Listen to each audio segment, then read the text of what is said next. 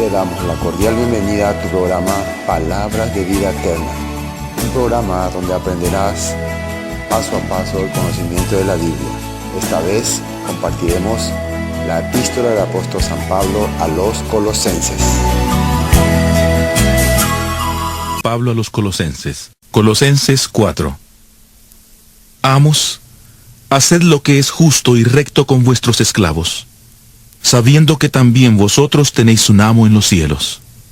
Perseverad en la oración, velando en ella con acción de gracias. Orad también al mismo tiempo por nosotros, para que el Señor nos abra puerta para la palabra, a fin de dar a conocer el misterio de Cristo, por el cual también estoy preso, para que lo dé a conocer, anunciándolo como es debido. Andad sabiamente para con los de afuera, aprovechando bien el tiempo. Sea vuestra palabra siempre con gracia, sazonada con sal, para que sepáis cómo debéis responder a cada uno.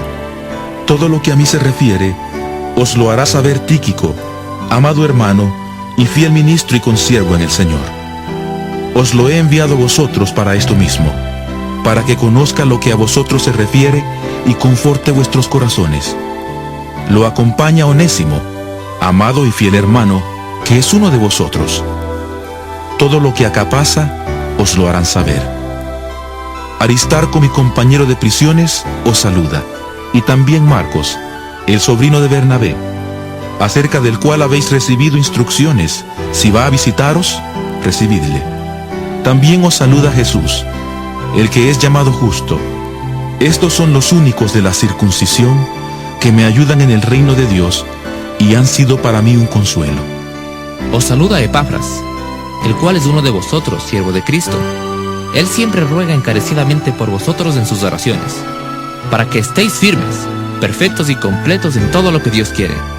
Porque de él doy testimonio de que se preocupa mucho por vosotros, por los que están en la Odisea y los que están en Hierápolis. Os saluda Lucas, el médico amado, y Demas.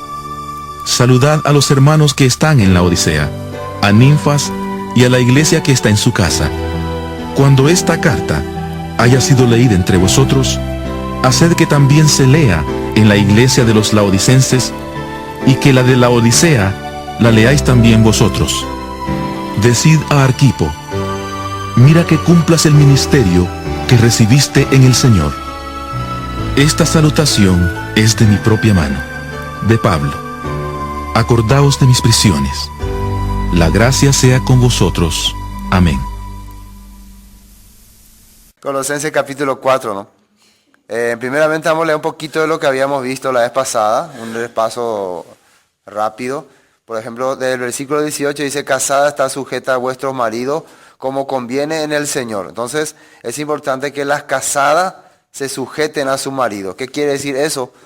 ¿Por qué se tienen que sujetar? Porque Dios quiere. Simplemente, porque Dios quiere, tienen que sujetarse. Entonces cuando no quieren sujetarse es porque no creen en Dios. Entonces una esposa que no, y sujetarse quiere decir obedecer, servir, seguir su consejo. Recuerden que cuando Dios le maldijo a la mujer por causa de haber comido el árbol, la ciencia del bien y del mal, le dijo: tu deseo será para tu marido. O sea, todo el deseo que tenga su esposa, su marido va a decidir si es correcto o no. Entonces, ¿pero qué es lo que hace que la esposa se sujeta al marido? Que el marido se sujeta a Dios. Eso hace. Bueno, eso para resumir. Versículo 19, marido, amad a vuestras mujeres y no seáis ásperos con ellas. Entonces, para el marido no hay una obligación de sujetarse a la esposa, ni obligarle a la esposa a que se sujete. El marido no puede obligarle a la esposa: tenga que sujetarte a mí, vean, de obligación. No puede decirle así. Aunque así dice acá, no puede decirle así. ¿Por qué? Porque es obligación de la esposa sujetarse al marido. No es porque, ay, tengo que sujetar a mi marido porque él todo el día me dice que tengo que sujetarme. No, es su obligación. Entonces también es obligación del marido amar a su esposa. ¿Y qué es amar? ¿Qué se entiende por amar? Amar es obedecer la palabra de Dios, hacer lo que Dios dice. Entonces, si el esposo le ama a su esposa, ¿cómo lo demuestra? Obedeciendo lo que dice la Biblia. No importa si es Argel, Herea, solamente tiene que amarle, porque Dios dice. ¿Entienden o no? Así simplemente. Rápido estamos pasando. Hijo, obedeced a vuestros padres en todo porque esto agrada al Señor. Entonces los hijos, ¿por qué tienen que obedecer a los padres? Porque agrada al Señor. No hay ninguna otra explicación, no hay por qué. No, pero ¿por qué? ¿Por qué no? Solamente porque agrada al Señor. Tenemos que obedecer. ¿Por qué tengo que obedecer? Porque agrada al Señor. Entonces, si el hijo no quiere obedecer al padre, ¿a quién no está agradando? A Dios. Entonces no puede decir un hijo que agrada a Dios, pero no obedece a su padre. Entonces el hijo tiene que obedecer a su padre para demostrar que está haciendo lo que a Dios le gusta. Así que aquí hay hijos que obedecen a sus padres. Después, padre, no asperéis, no exasperéis a vuestros hijos para que no se desalienten. Entonces ahí está explicado. ¿Qué significa la palabra exasperéis? Exasperéis es no tirarle carga más de lo que puede soportar. Eso es, no decirle que no, tenés que hacer más, sino que hasta darse cuenta hasta dónde el hijo puede, hasta dónde puede hacer tales cosas. Porque muchas veces los padres, por ejemplo, le exigen a los hijos sin darse cuenta que su capacidad hasta ahí no ya llegó. A eso se refiere. Entonces los padres le pueden exigir a los hijos, hasta los padres tienen que saber hasta dónde llega su capacidad.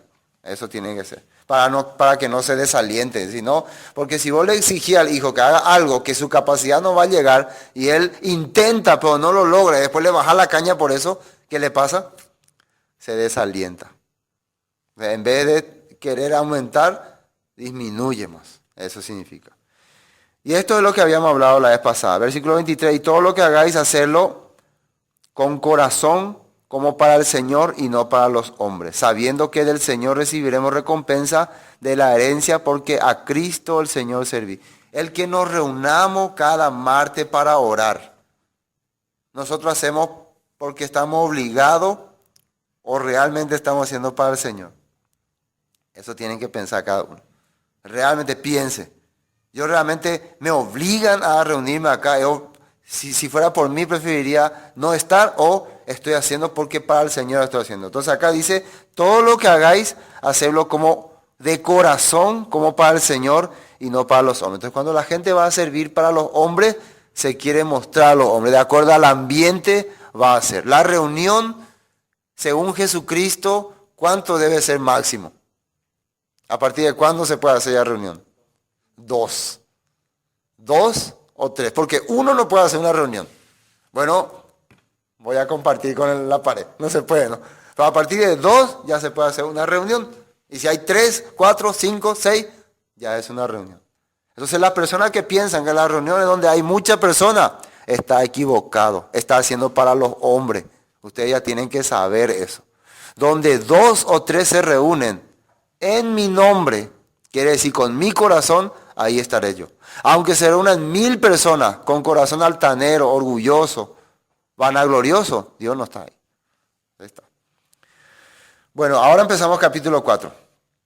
Y continúa. Se dan cuenta que el capítulo 4 es una continuación del capítulo 3. Amos, haced lo que es justo y recto con vuestros siervos, sabiendo que también vosotros tenéis un amo en los cielos. Y si se dan cuenta, todos los deberes sociales de la nueva vida, ¿no?, que está dando el apóstol Pablo, todo él lo sacó ¿de dónde? De la Torah, de la ley de Moisés. No es que se lo está, no es nuevos mandatos, no es nuevas leyes. Todo sacó de ahí, todo sacó de los mandamientos de Dios. Entonces, si nosotros diríamos que ya se abolió el Antiguo Testamento, la ley de Moisés, entonces ¿por qué Pablo está hablando así? Cualquiera pensaría que Pablo está dando nuevas leyes o no. ¿Pablo tiene la posibilidad de dar nuevas leyes? No. Si Pablo está dando nuevas leyes, entonces se convertiría otra vez en alajá de Pablo, ¿no? Entonces tradiciones pablínicas. Entonces, así como Jesús combatió contra las tradiciones de los rabinos, ahora entonces hay que combatir contra las tradiciones de los pablinos. Se van a hacer las tradiciones pablinas. ¿Ustedes creen que estos son tradiciones pablinas? No. Él está sacando todo de la ley de Moisés, de la escritura. Entonces, cuando se refiere a los amos, en esa época la gente tenía sus esclavos. ¿Por qué llegaba uno a ser esclavo?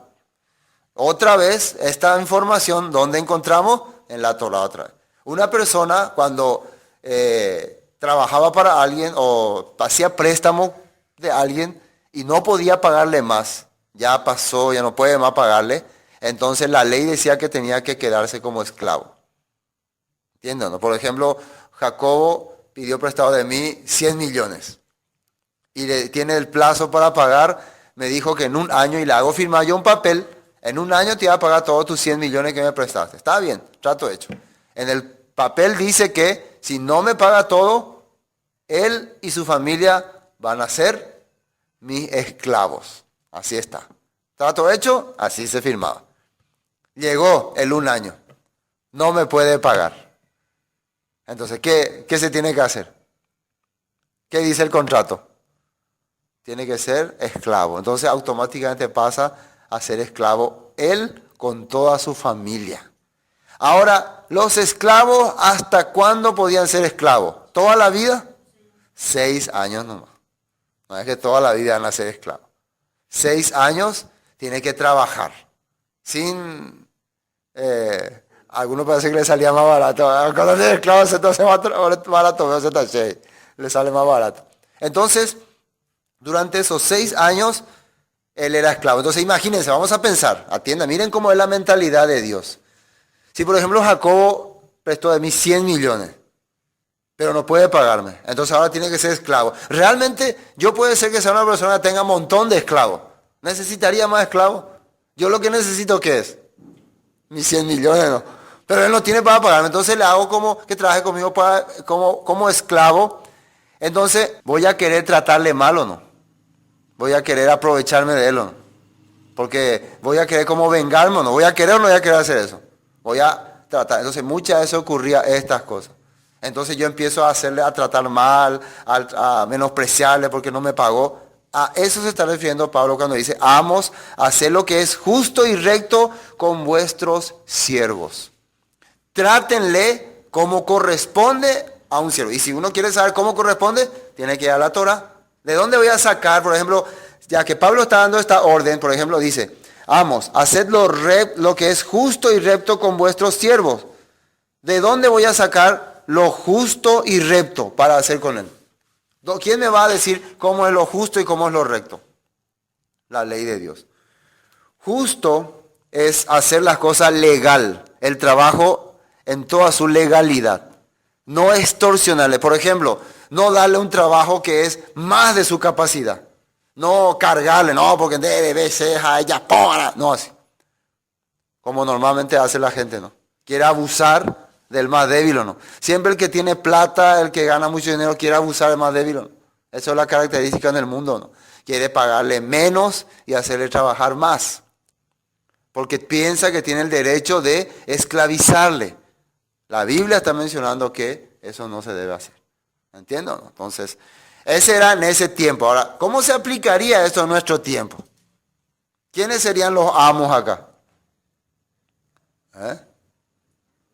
Los patrones, los jefes. ¿En qué momento nosotros nos convertimos también en amos? A ver, para si va a aplicarse para nuestra vida. ¿En qué momento nosotros somos amos? Cuando tenemos a alguien que está a nuestro servicio. Cuando alguien nos está sirviendo en algo. Por ejemplo, el que recoge la basura está sirviendo, no porque está trabajando para nosotros. Un ejemplo, ¿no? Después, no sé, cualquier persona que contratamos para que haga algo, automáticamente nos convertimos en su amo. Entonces, ¿cómo estaríamos haciendo lo no justo con él? Con esa persona que no está, haciendo trabajar más de lo debido o no pagándole lo que corresponde. Y eso es típico de nosotros, ¿no?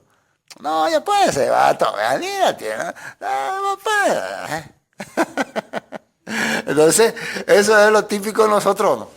Siempre buscando, nosotros estábamos siempre queríamos que nos regalen, que nos regalen, que nos regalen. Eso no es correcto.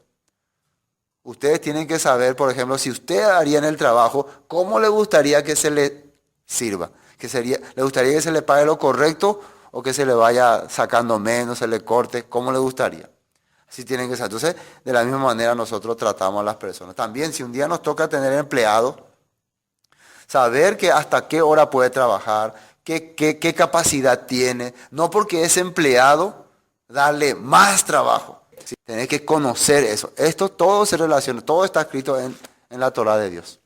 Entonces cuando nosotros vemos la sociedad como es ahora, totalmente al revés. Totalmente desastre. En las mismas iglesias, muchos pastores muchos pastores en vez de ser pastores son patrones. Hagan acá, hagan allá, tráiganme aquí, prepárense. Le hacen trabajar a los hermanos, a hermanas, a viejita, abuelita, le hacen trabajar pensando que ellos son patrones, sin mirar su capacidad. Esto es cosa que a Dios no le agrada. ¿Y por qué? Mira, amos, haced lo que es justo y recto con vuestros siervos.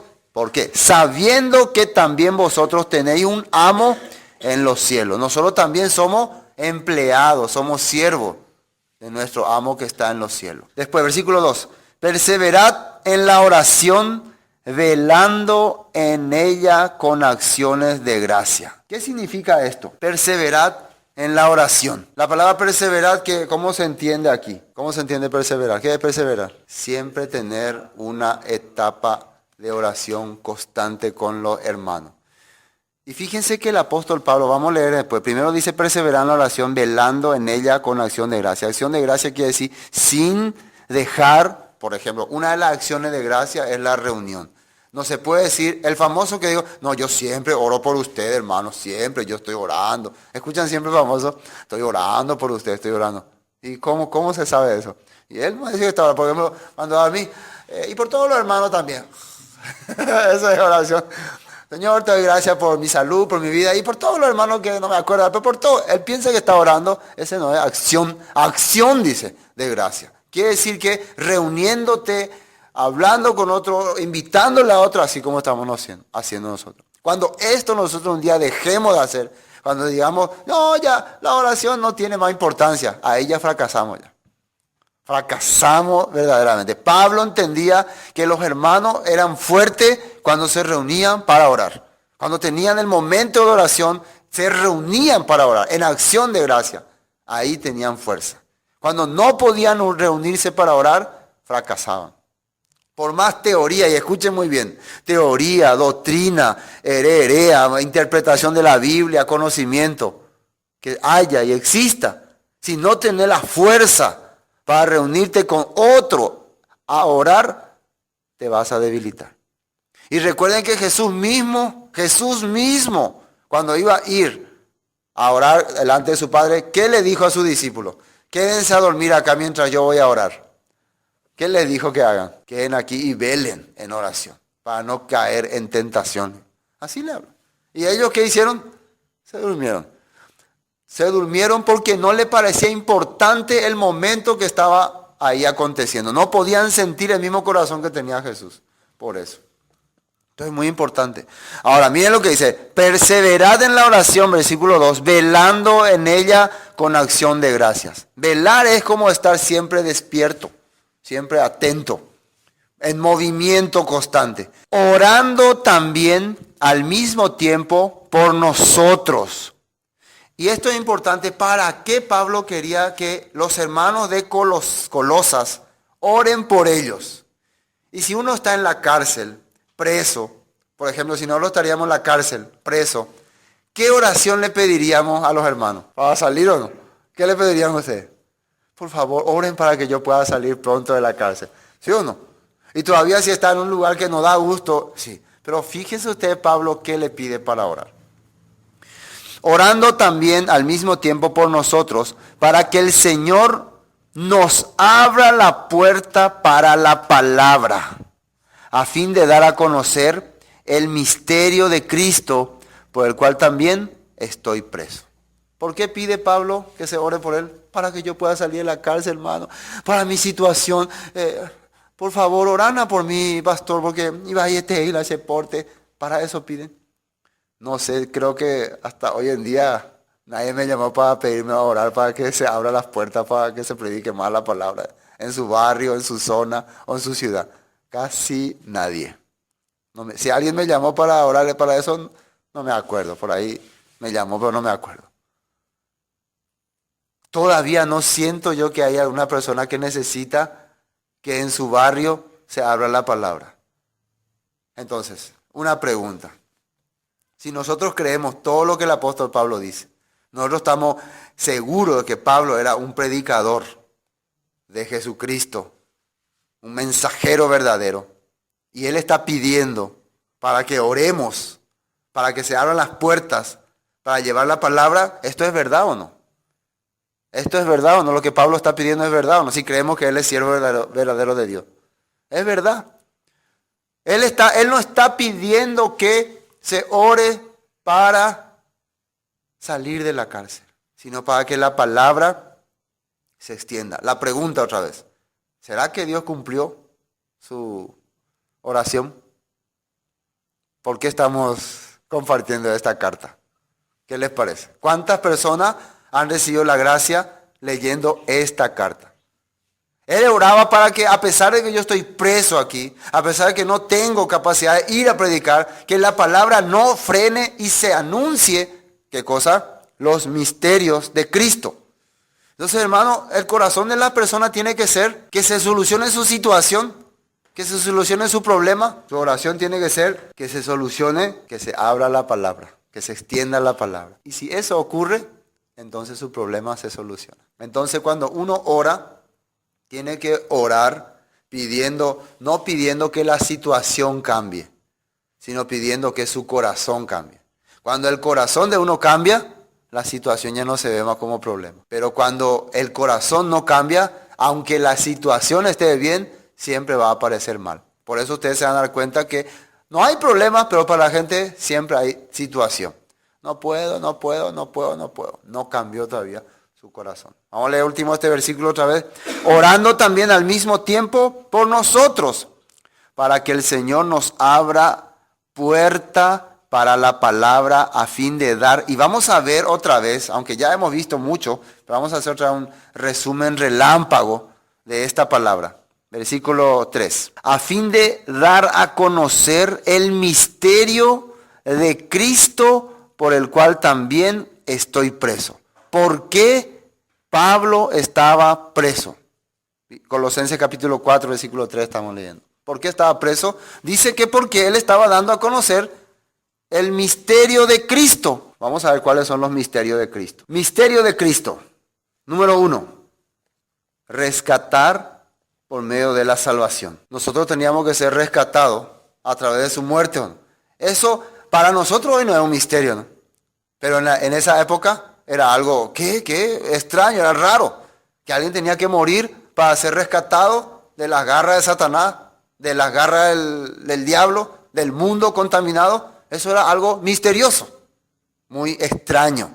Ese era un misterio que durante muchas personas no podía captar bien, especialmente entre los judíos. Después, unificación de las dos casas y restauración. ¿En qué parte esto era un misterio? La profecía hablaba mucho sobre la unificación y la restauración. La profecía hablaba mucho. Pero para ellos había un problema, que ellos no entendían que por qué Pablo le estaba compartiendo a los gentiles. Porque para los judíos, los gentiles no eran pueblo, eran perros. Sí, había entre los griegos, ellos identificaban a algunos judíos asimilados, judíos helenizados. Estaban identificables ellos. Pero había algunos que no tenían, como Cornelio y su familia, no tenían nada que ver con Israel ni con los judíos, pero que Pedro o Pablo, cuando iba a las ciudades griegas, turcas, le estaban haciendo entrar al pueblo de Israel. Entonces a ellos les parecía raro. ¿Por qué? Entonces, ¿qué es lo que Pablo entendió? Y Pedro también, que estas personas son coherederos de la gracia. ¿Cuál es la prueba de que ellos eran coherederos? ¿Cuál es la prueba de que ellos son parte del pueblo? El Espíritu Santo descendía sobre ellos. Y había manifestaciones. Eso era importante. Había manifestaciones. Había dones. Hablaban en lengua. La maravilla de Dios, dice. Habían cosas que ellos antes pensaban que solamente podían ocurrir en los judíos, ¿no? En el pueblo judío. Entonces, esa era una de las pruebas. Por ejemplo, vamos a ver... este texto conocemos, Isaías 53, 6, conocemos, ¿no? Donde la Biblia sale que Él cargó en Él todos nuestros pecados. Conocemos muy bien. Hay una prueba de que Jesús tenía que rescatarnos del pecado. Pero este texto que voy a leer ahora, Zacarías capítulo 8, vamos a ver, la restauración. Zacarías capítulo 8. Zacarías Zacarías capítulo 8 desde el versículo 21. Desde 20 vamos a leer. Zacarías 8, 20. Dice, así ha dicho el Señor de los ejércitos, aún vendrán pueblos y habitantes de muchas ciudades, y vendrán los habitantes de una ciudad a otra y dirán, vamos a implorar el favor del Señor y a buscar al Señor de los ejércitos, yo también iré. Si está saliendo, ¿no? Esto es una palabra profética para los últimos tiempos. Vendrán muchas personas de muchas ciudades y vendrán de los habitantes de una ciudad a otra y dirán, vamos a implorar el favor del Señor y a buscar al Señor de los ejércitos. Versículo 22. Y vendrán muchos pueblos y fuertes naciones a buscar al Señor de los ejércitos. ¿Se dan cuenta de lo que está diciendo ahí? En Jerusalén y a implorar el favor del Señor. Nosotros vemos hoy, allá en Jerusalén, en el Muro de los Lamentos, antes era tradicional que un judío nomás vaya a orar ahí. Pero hoy en día están yendo de todas las congregaciones. Hay delegaciones cristianas, bautistas, que van y se van al Muro de los Lamentos y piden también a Dios. Oran también. Yo he visto. Oran, hace culto ahí, enfrente del Muro de los Lamentos. No es porque están idolatrando el muro, porque ellos están entendiendo esta profecía. O esta profecía, si no están entendiendo, se está cumpliendo en ellos. De muchas naciones. Y ustedes saben que mucha gente viaja, muchas iglesias viajan a Jerusalén. ¿Para qué? Porque quieren ir a conocer. No es porque quieren conocer. Porque Dios está cumpliendo esta profecía. Naciones, gente importante están yendo allá. Y acá dice que vendrán muchos pueblos y fuertes naciones a buscar al Señor de los ejércitos en Jerusalén. Lugar que había dicho Dios que este lugar, este templo está hecho para que adoren las naciones, para que todos los pueblos me adoren. Así está escrito. Así estaba escrito. ¿Y para qué van a venir? A implorar el favor del Señor. Así dice ahí. Por favor, Señor, por mi país, por mi tierra, por mis... Así van la gente a orar. Yo escucho que la gente va y ora. Está cumpliéndose esta profecía, ¿no? Esta es la restauración. Está viniendo de todas partes. No solamente ya de las regiones ahí cercanas a Israel, sino de Corea, de Japón, de China, de todas partes. ¿Para qué están yendo a Jerusalén? A implorar el favor del Señor. Después, ¿qué dice acá? Versículo 23. Así ha dicho el Señor de los ejércitos, en aquellos días, miren lo que dice acá, acontecerá que 10 hombres de las naciones de toda lengua tomarán del manto de un judío diciendo, iremos con vosotros porque hemos oído que Dios está con vosotros. Contundente esta profesión. 10, ¿qué dice? Hombres de las naciones. Recuerden, 10 ¿a qué representaba? Las 10 tribus de Israel, la totalidad. 10 representa también totalidad. Cuando Dios le dijo, cuando Jacob le bendijo a Efraín, le dijo que de él saldría multitud de naciones. Totalidad de naciones. La Biblia también menciona que Efraín se ha mezclado entre las naciones. Entonces, cuando está hablando de 10, se está refiriendo a las naciones que tomarían el manto de un judío. ¿Y quién sería este judío? Jesús. ¿Recuerdan una historia donde una mujer toma el manto de un judío para ser bendecida? Si una mujer con una enfermedad de 12 años, justo aparece 12 otra vez, y toma, porque ya había gastado todo lo que tenía en todos los médicos. ¿Qué significa? Ya había probado todas las religiones, todas las denominaciones, todos los grupos que había y no había caso. Finalmente encuentra a un judío, realmente verdadero judío. ¿Por qué? No es porque ella solamente, él tiene milagro. Ella entendía qué significa tomarse de ese manto. Este era un hombre observante. Una persona que estaba viviendo conforme a la ley de Dios, a la palabra de Dios. Y ese borde del manto, ¿cómo se llama en hebreo? Sipsip. Ese sipsip representa los mandamientos de Dios. ¿Y qué dicen los mandamientos de Dios? Que toda enfermedad que tuviese yo voy a sacar si guardas mi palabra. Entonces estamos viendo esta palabra. Después cuando se encuentra la mujer samaritana con Jesús, ¿qué le dice? Nuestros padres dicen que en este monte hay que adorar. Usted dice que en Jerusalén. ¿Y Jesús qué le dijo? No, Llega la hora cuando ni en este monte ni en Jerusalén adorarán al Padre, porque el Padre busca a los adoradores de espíritu y verdad, dice. Verdad es la Escritura, espíritu, manifestación de la Escritura en tu vida. Entonces, ¿qué le había dicho Jesús a esta mujer? Ustedes adoran lo que no saben. Nosotros adoramos lo que sabemos, porque la salvación viene de los judíos. Y una vez más aclaramos que no es que los judíos son demasiado buenos y por eso les da la salvación. ¿Qué es lo que los judíos en ese momento habían conservado y los samaritanos habían dejado? La ley de Dios. Inclusive Jesús mismo le dijo a los judíos, escudriñen la Escritura, porque a vosotros os parece que en ella tenéis la vida eterna y ellas son las que dan testimonio de mí. Así está escrito. Bueno, eso es muy importante. Este versículo 23, así que ha dicho el Señor de los ejércitos, en aquellos días acontecerá que 10 hombres de las naciones de toda lengua tomarán del manto de un judío diciendo, ¿qué van a decir? Iremos con vosotros, con los judíos, porque hemos oído que Dios está con vosotros. Y una vez más, ¿por qué Dios estaba con los judíos? No era porque eran muy buenos, porque estaban conservando la palabra. Entonces, cada judío observante captó al Mesías. ¿Recuerdan a Natanael? Cuando le quieren presentar al judío, a Jesús. Es de Nazaret, le dice, de Nazaret. Según la profecía de Nazaret, nada bueno sale. Después cuando viene Jesús y le habla, yo te vi, antes que Felipe te llame, yo ya te vi, que estabas en la higuera. Debajo de la higuera. Y era costumbre de un judío observante, y según la época de Salomón, en esa época que había paz, que había tranquilidad, ellos agarraban su Torah y se iban debajo de la higuera y estudiaban. Así era. Entonces, ¿qué es lo que vio Jesús que estaba haciendo Natanael debajo de la higuera? Observando, leyendo. Por eso eres un verdadero israelita. ¿Verdadero israelita qué significa? Que se enfoca en la palabra, profundiza la palabra. E inmediatamente cuando Jesús le habló eso, ¿qué le dijo Natanael? Tú eres el Hijo de Dios. No hay duda de tanto hoy, porque vos sabías lo que yo estaba haciendo. Yo estaba esperando la restauración. Estaba orando por la restauración. Estaba imaginándome la puerta del cielo abierto y ángeles cayendo y descendiendo. La escritura de cuando Jacob ve en el desierto, ¿no? Y Jesús le mencionó eso.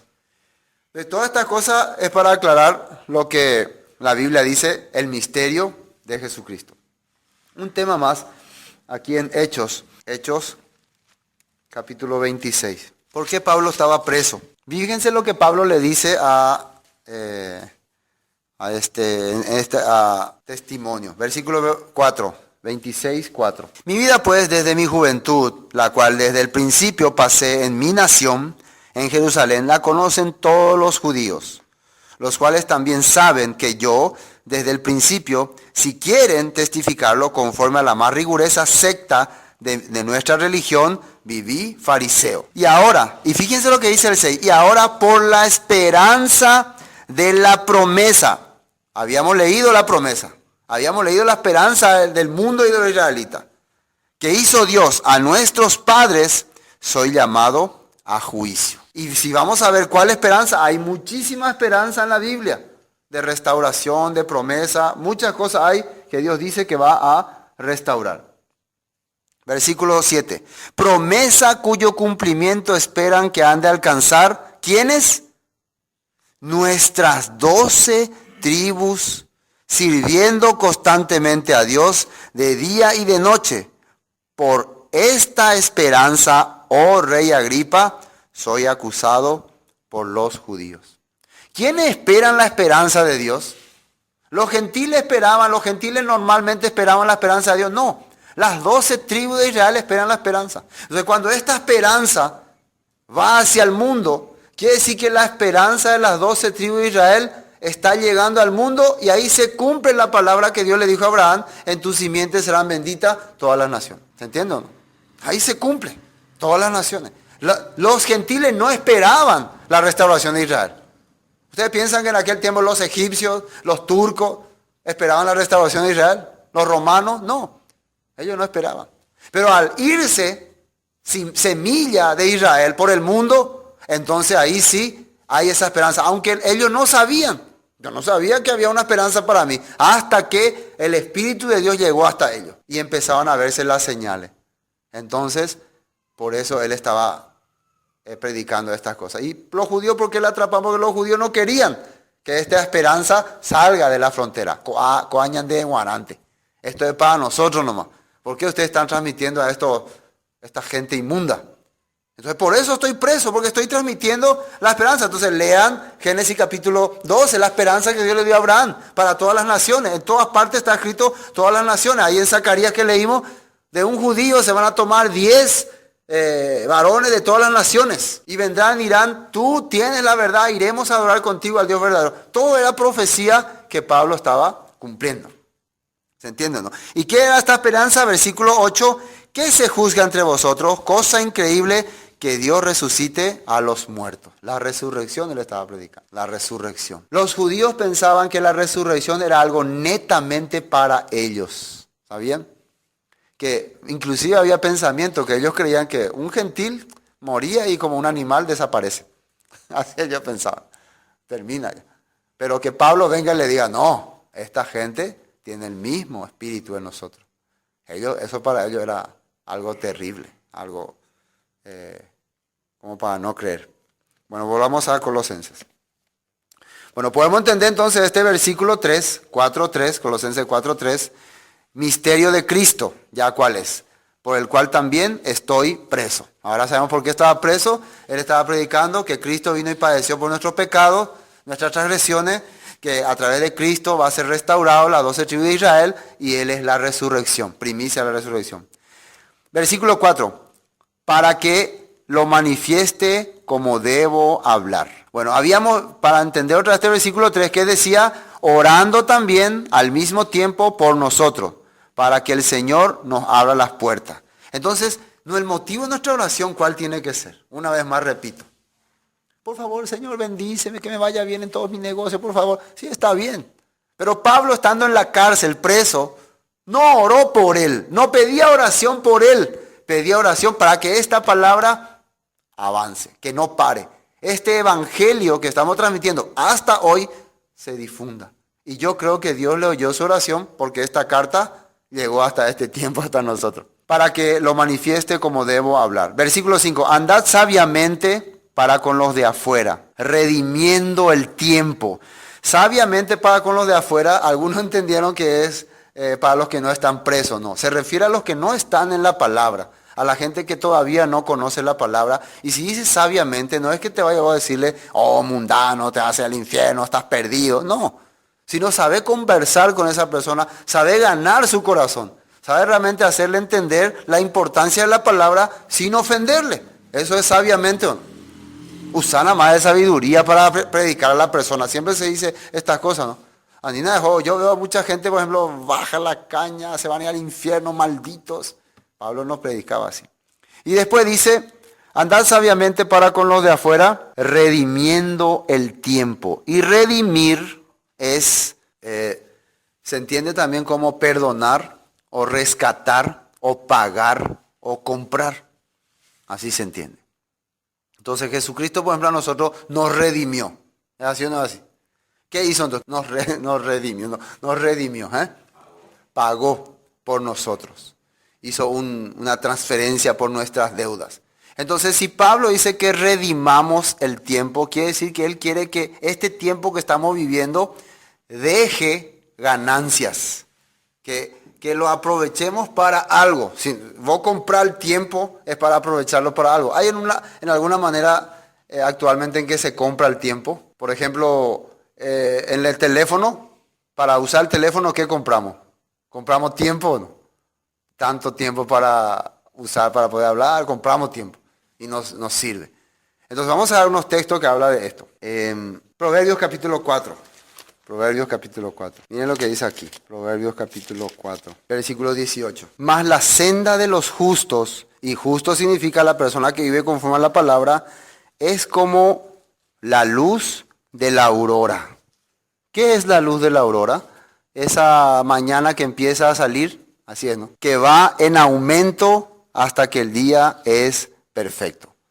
Entonces, cuando yo estoy almacenando algo o redimiendo algo o cargando algo para mi vida, significa que me estoy preparando para algo. Estoy anticipando a algo que viene. Nosotros ahora, por ejemplo, cuando perdemos el tiempo, ¿en qué podemos perder el tiempo? Por ejemplo, salimos afuera y nos sentamos y empezamos a mirar cómo un perro le persigue a un gato, ¿no? Miramos, qué interesante, un perro le persigue a un gato.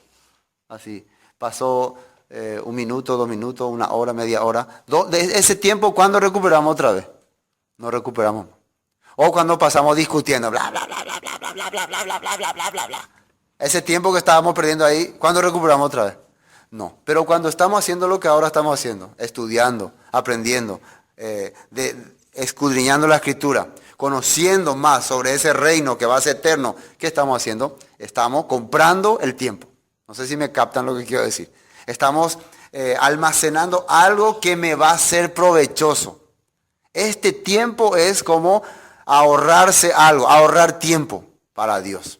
Entonces, pero nosotros muy poco tiempo estamos ahorrando y más tiempo estamos usando para la cosa que no sirve para nada, desperdiciando para nada. Otro ejemplo, si yo agarro y como una comida, una carne asada con ensalada y jugo, y tardo 3 horas en comer todo, como despacito, 3 horas tomo mi jugo, ahí 3 horas. Después de 3 horas de tardar en comer todo, comí todo y después digo, ahora estoy lleno. ¿Quién me va a recuperar esas 3 horas? Nadie, ¿no? Ahora, ¿qué pasó con todo lo que comí en esas 3 horas? ¿Dónde se va a ir? Desapareció, se acabó. Entonces esa es una cosa, después sabemos dónde se va a ir, ¿no? Se va a ir, perdimos. Entonces la Biblia nos está haciendo entender, nosotros tenemos que tener algo preparado, guardar algo preparado que nos va a servir después. Y eso es escuchar y escudriñar la palabra. Bueno, otro texto aquí en Proverbio 6, ahí nomás, 6,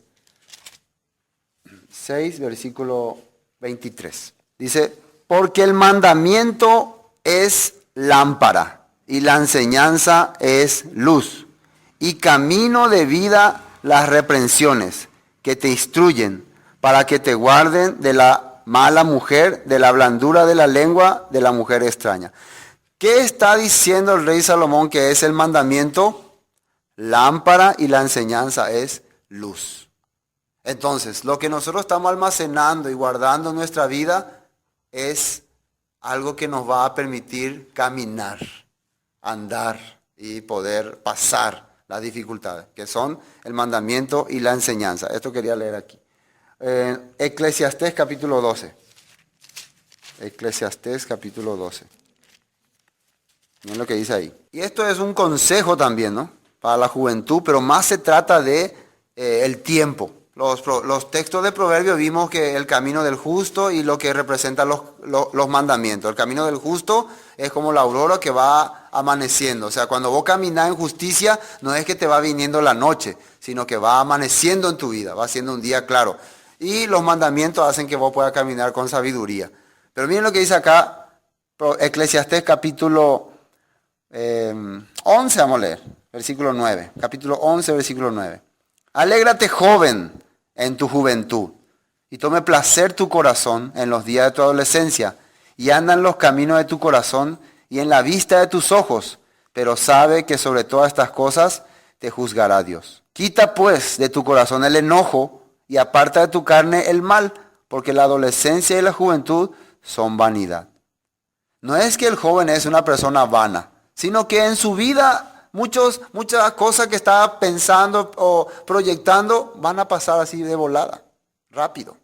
Entonces no se enfoque en quedarse ahí, sino que se prepare para algo que viene. Miren lo que dice el capítulo 12. ¿En qué tiene que prepararse? Acuérdate de tu Creador en los días de tu juventud. ¿En qué día, en qué tiempo quiere que uno se acuerde de su Creador? Cuando es viejito, abuelito, y ya está a punto de morirse. No, en los días de su juventud, cuando sentí que tenés muchos proyectos por delante, ahí quiere que te acuerdes de tu Creador. Antes que vengan los días malos y lleguen los años de los cuales diga, no tengo en ellos contentamiento. ¿Qué significa no tengo en ellos contentamiento? Mi vida ha sido un fracaso, un desastre. No he guardado este tiempo para vivir realmente un tiempo correcto. Y nosotros sabemos que esto se relaciona con el reino venidero. Bueno, volvamos a...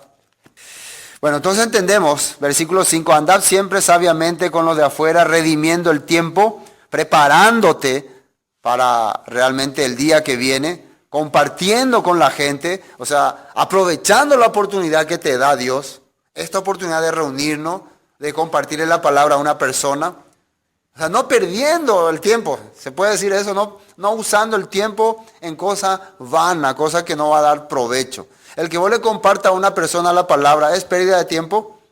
No, porque vos le está entregando una oportunidad de tener la eternidad, la vida eterna. No es una pérdida de tiempo. Pero que le esté hablando por ahí no sé, de la calle, el empedrado, de otra cosa, hora, es perder el tiempo. Versículo 6. Sea vuestra palabra siempre con gracia, sazonada con sal, para que sepáis cómo debéis responder a cada uno. Y esto entendemos que no sean argelados para explicar la palabra, para tratar a otra persona. Con gracia, ¿qué significa? Siempre con una mente abierta, que tu predicación produzca sed en la gente, que es sazonada con sal, que quiera escuchar más, que quiera aprender más. No que esté, ay, ya me aburrió esto, quiero irme a mi casa, ya, se cuera, ay, no quiero más hacer nada. O se esté cansando. Así está hablando el apóstol Pablo. O sea que si vos te das cuenta que lo que le está diciendo a una persona le está cansando, le está hartando, ya no quiere más escucharte, no vaya a continuar. No vaya a amargarle a la persona, mira, vos que entendés a lo que te digo. No. Entonces, dale un poquito de sabor, condimento, algo, ponerle, sea vuestras palabras con... Acá dice así, sea vuestra palabra siempre con gracia, sazonada con sal, para que sepáis cómo debéis responder a cada uno. No, para que saber cómo tratarle a esa persona. Muchas veces eso nosotros no entendemos y usamos nuestra manera y tiramos a lo que nos parece correcto y lo que le damos a la persona es rencor y odio en vez de alegría y virtud. Esto Pablo está diciendo. Versículo 7. Todo lo que a mí se refiere os lo hará saber Tíquico, amado hermano y fiel ministro y consiervo en el Señor. ¿Quién es esta persona Tíquico? Él es el que va a llevar el mensaje ahora mismo. Él es el que va a llevar la carta. Él le va a explicar todas las cosas. Es un hombre amado, hermano y fiel ministro y consiervo en el Señor. Ese tiene que ser siempre nuestro calificativo.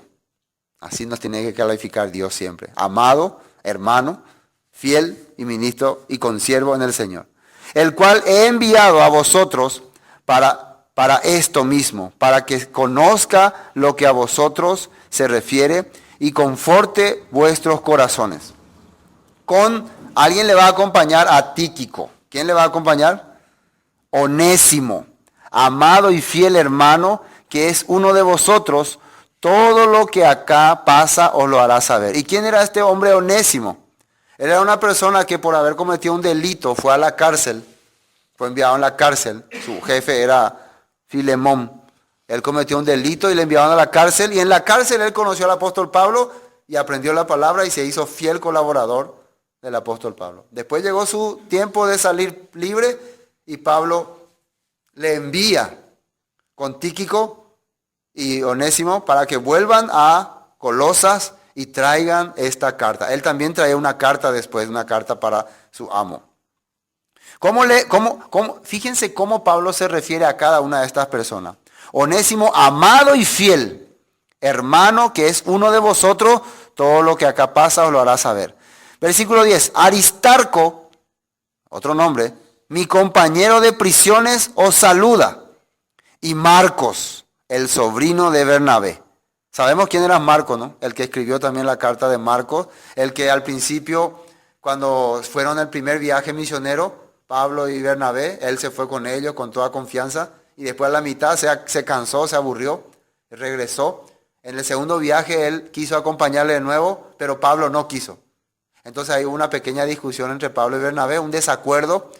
Bernabé sí quería llevarle porque Bernabé era hijo de consolación, daba esperanza a los demás. Pero Pablo era, no, o fallama. Al final le acompaña a Bernabé y todos pensarían que el corazón de Marcos quedaría como resentido con Pablo, porque él no quiso que que acompañara en su segundo viaje. Todos pensarían así, pero entonces ahí podemos entender que en el viaje que hizo Marcos con Bernabé, ¿qué le enseñó Bernabé a Marcos? ¿Qué le enseñó? Vos tenés que escucharle a este señor Pablo. Este es una persona escogida por Dios. Jamás le enseñó, mira, gracias a que yo te traje, yo soy... No, él le enseñó, tenés que servirle a él. Entonces cuando yo ya no esté, cuando haya pasado, síguela. Y acá vemos que por el corazón que Bernabé le enseñó a Marcos, Marcos ahora ¿quién está sirviendo? A Pablo. Entonces, ¿qué es lo que Marcos vio en Pablo? Que era Argel, que no le quiso llevar la vez pasada, que le rechazó de la primera vez. ¿Qué vio? Que él estaba siendo usado por Dios, a pesar de todos sus defectos. Dios le está usando. Yo tengo que ir a servir a esa persona. Por eso acá aparece Marcos, el sobrino de Bernabé, acerca del cual habéis recibido mandamiento, si fuera vosotros, recibidle, dice. Y Jesús, llamado Justo, otro hombre, se llama Jesús también, que le dicen Justo, que son los únicos de la circuncisión que me ayudan en el reino de Dios y han sido para mí un consuelo. ¿Qué significa la circuncisión entre los judíos? Muy pocos judíos decidieron netamente apoyar al apóstol Pablo. Muy pocos judíos. Los rechazaban. ¿Por qué? ¿Pablo no era judío? No, porque Pablo entendió un misterio que ellos no, aunque algunos creían en Jesús, no se le abría mucho la mente. Eso nosotros vemos que ocurre actualmente también. Hay muchos judíos que ya creen en Jesús, pero que todavía no pueden sentir una familiaridad con los cristianos. Medio que nosotros somos judíos que creemos en Jesús, pero no tenemos nada que ver con los cristianos, algo así. Algunos se sienten ya medio raro cuando vos le llamas, ¿vos sos cristiano? No, yo soy cristiano, yo soy judío porque creo en Jesús. Entonces, pero Pablo no era así. Pablo se identificaba mucho con ellos. No se avergonzaba de ser llamado cristiano. Recuerden que el rey Agripa, ¿qué le dice? Por poco me persuades a ser judío o cristiano, dice. Cristiano, dice. Significa que a los seguidores de Pablo se le estaba llamando cristianos. Bueno, hay que tener vergüenza de ser llamado cristiano. Pero los judíos tenían vergüenza.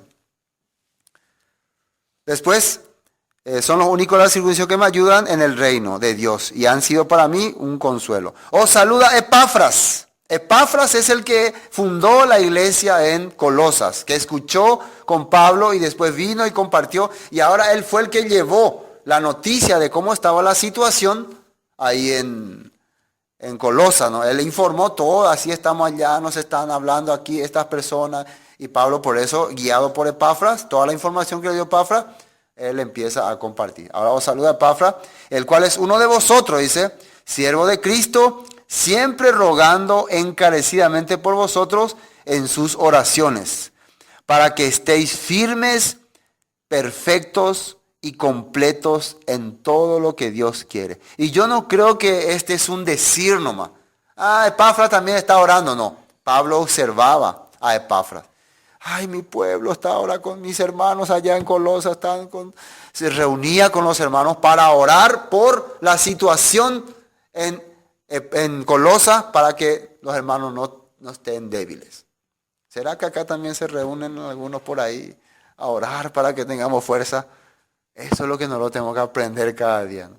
Que nos reunamos, nosotros por ejemplo en nuestro caso, para orar por lo de Carayao, para orar por lo de Encarnación. Parece que no por nuestra oración, no, pero Dios le agrada que sus hijos oren. A Dios le agrada que sus hijos le busquen y clamen. A Dios le agrada. Dice, Pablo pedía esa oración y vimos que se cumplió. Epafras pedía también para que los colosenses tengan más fe y Dios cumplió su promesa. Después, versículo 13 dice, porque de él doy testimonio de que tiene gran solicitud por vosotros y por los que están en la Odisea y los que están en Hierápolis. Os saluda Lucas, el médico amado, y Demas.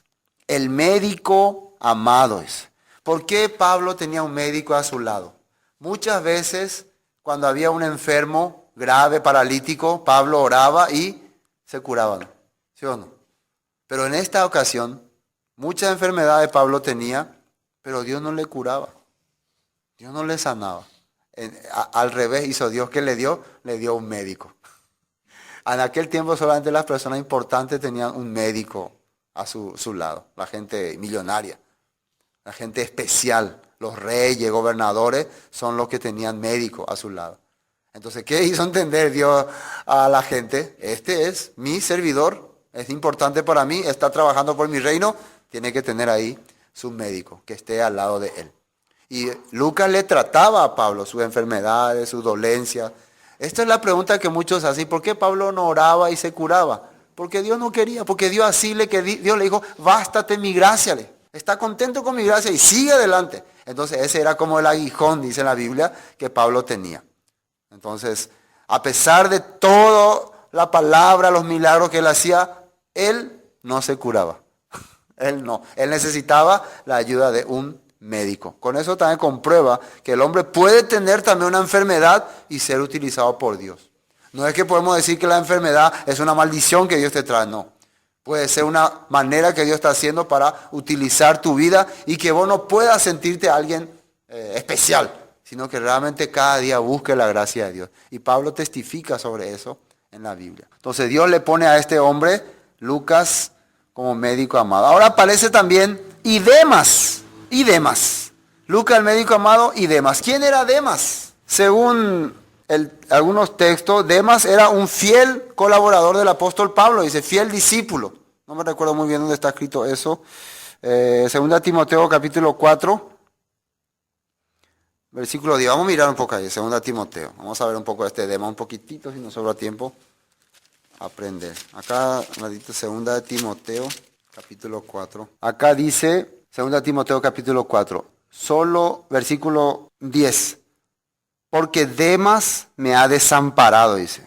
Amando este mundo, se ha ido a Tesalónica, Crescente fue a Galacia y Tito a Dalmacia. Antes quiero mirar Filemón, ahí nomás está, Filemón. Vamos a hacer un poco Filemón, 24. Miren lo que dice en Filemón capítulo 1, 24. Importante cómo Demas iba decayendo. Esto es lo que quiero resaltar. Que Demas, como primeramente Pablo le presenta en esta carta que iba a llevar Filemón. Recuerda, la primera carta Dios le envió a Filemón a través de Onésimo. La segunda carta que escribe ya es para los colosenses a través de Tíquico. Versículo 24. Marcos, Aristarco, Demas y Lucas, mis colaboradores, dice. Así le llama. ¿Cómo le llama a Demas? Mi colaborador. En esta primera carta que está escribiendo a Filemón, que está llevando Onésimo. Pero en Colosenses ya le dice, os saluda Lucas, el médico amado, y Demas. Así nomás ya. Solamente dice Demas. Entonces ya había algo. Demas ya estaba medio apartándose, saliendo de la raya. Y finalmente en Timoteo, segunda Timoteo, ¿qué ocurre ahí? Ahí ya se completa. Acá dice, porque Demas, versículo 10, segunda Timoteo 4, 10, porque Demas me ha desamparado amando este mundo, dice, y se ha ido a Tesalónica. Crescente fue a Galacia y Tito a Dalmacia. ¿Qué significa? Poco a poco esta persona fue decayendo. Discípulo y seguidor de quién era Demas. ¿De quién? Entonces, ¿será que él lo que pasa es que él no le enseñaban bien, no entendía bien, no sabía bien, o sabía nada más y nada menos que Pablo era su maestro? ¿Le enseñaba todo mal? ¿Tal vez le enseñó falsa doctrina? No. Entonces, todas las personas están expuestas a caer así o no. ¿Cuál era la razón por la cual cayó Demas? ¿Qué dice que amó? El mundo.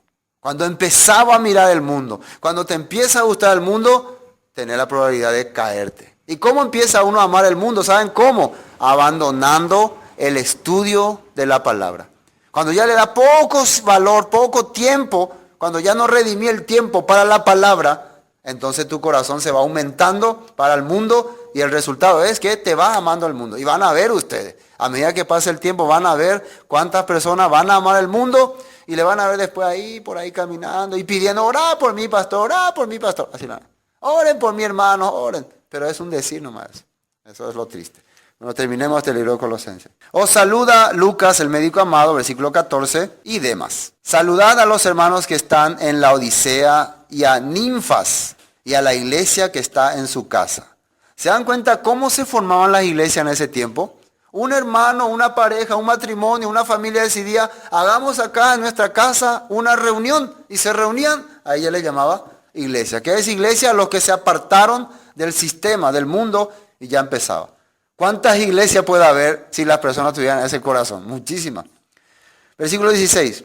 Cuando esta carta haya sido leída entre vosotros, haced que también se lea en la iglesia de Laodicenses y que la de Laodicea la leáis también vosotros. Decid a Arquipo, mirad que cumplas el ministerio que recibiste en el Señor. ¿Cuál era el propósito de Pablo al escribir estas cartas? Transmitir su corazón, su deseo. Por favor, cuando la lean todos ustedes, envíen también o una copia a la iglesia de la Odisea, y la que envíe a la Odisea, que no me gustaría saber qué dice, ¿no? Pero no hay acá, léanla ustedes. Esa es la manera de transmitir la palabra. Hoy en día nosotros, por la gracia de Dios, estamos las palabras grabando, llevando las grabaciones. Sería bueno también traer otras predicaciones. Así se distribuye la palabra de Dios. Y lo que le dice a este señor Arquipo, mira que cumplas el ministerio que recibiste del Señor. La salutación de mi propia mano, de Pablo, acordado de mis prisiones, la gracia sea con vosotros. Amén. Y así termina la carta